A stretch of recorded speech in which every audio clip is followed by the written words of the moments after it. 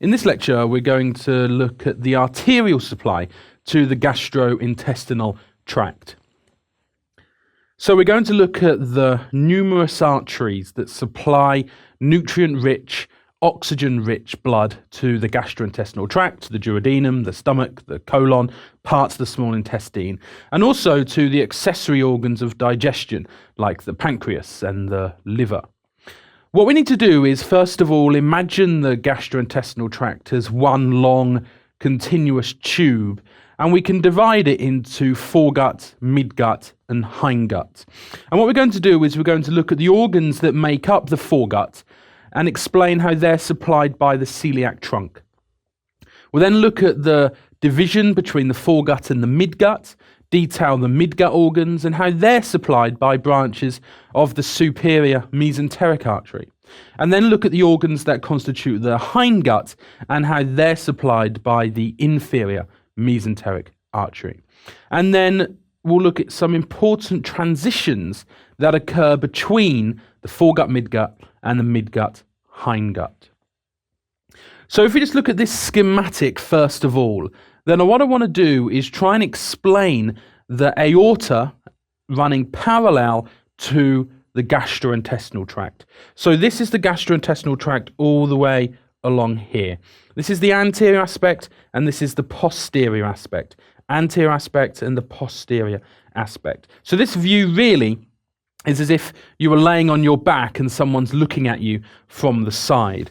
What we can see is the diaphragm, indicated here in green.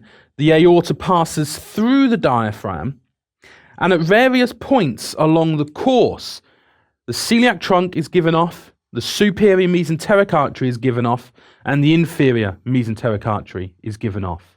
So at T12, at L1, and at L3, these vertebral levels, we have the celiac trunk, or the superior mesenteric artery, or the inferior mesenteric artery. If we then look to the gastrointestinal tract, we can see that the GI tract is split into foregut, midgut, and hindgut. Now, the separation between the foregut and the midgut, this occurs at the duodenum, specifically the major duodenal papilla. That separates the foregut from the midgut. And remember, the major duodenal papilla was halfway down the descending part of the duodenum. The midgut becomes the hindgut 2/3 of the way along the transverse colon. So 2/3 of the transverse colon is midgut, and then the remaining third is hindgut. And that's important when we look at which arteries supply which parts of the GI tract. So simply here in this diagram, we can see that the celiac trunk is going to give rise to branches that supply the foregut. We can see that the superior mesenteric artery is going to give rise to branches that supply the midgut. And finally, we can see that branches from the inferior mesenteric artery are going to supply the hindgut.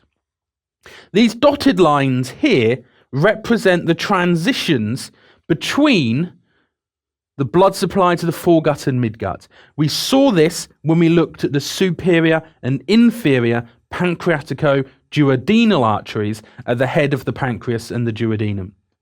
Between the midgut and the hindgut, we had the transition that formed the marginal artery, inputs primarily from the middle colic and left colic artery, with the middle colic coming from the superior mesenteric and the left colic coming from the inferior mesenteric artery. So these foregut, midgut, and hindgut regions have specific blood supply, but there's also a transitional area between them. So we're going to look at the specific branches from the celiac trunk, superior mesenteric artery, inferior mesenteric artery, and also consider those transitions. So here we can see a general, more anatomical drawing of the blood supply to the GI tract. We can see we've got the abdominal aorta up here. We can see it's passing down through the diaphragm. Remember, the aorta passes through the diaphragm, through the aortic hiatus at about T12, esophagus T10, and the inferior vena cava at T8. So the aorta passes down, and then really we can pick it up again around about here, where we have the celiac trunk pretty much immediately being given off. So the celiac trunk could be given off really at the lower border of T12. We can see that the celiac trunk has a number of branches. We can see a branch goes in this direction, and this direction, and this direction. 3 branches that are going to go and supply the foregut. We can see we have the hepatic artery that's going towards the liver. We've got a gastric artery that is running up towards the stomach. And we can see we've got a splenic artery that's running towards the spleen. Coming off these blood vessels, we have smaller vessels that are going towards the pancreas. We can see the hepatic artery going towards the duodenum and going towards the head of the pancreas, all coming off the celiac trunk. If we were to look at the superior mesenteric artery here, superior mesenteric artery comes off at about L1. And we can see this is giving blood really that's passing to the jejunum and to the ileum. It also gives rise to a blood vessel that passes up to the pancreas and the duodenum, the inferior pancreatico-duodenal arteries. And we can see it's also giving rise to blood vessels that go to the cecum, ascending colon, and also to the transverse colon.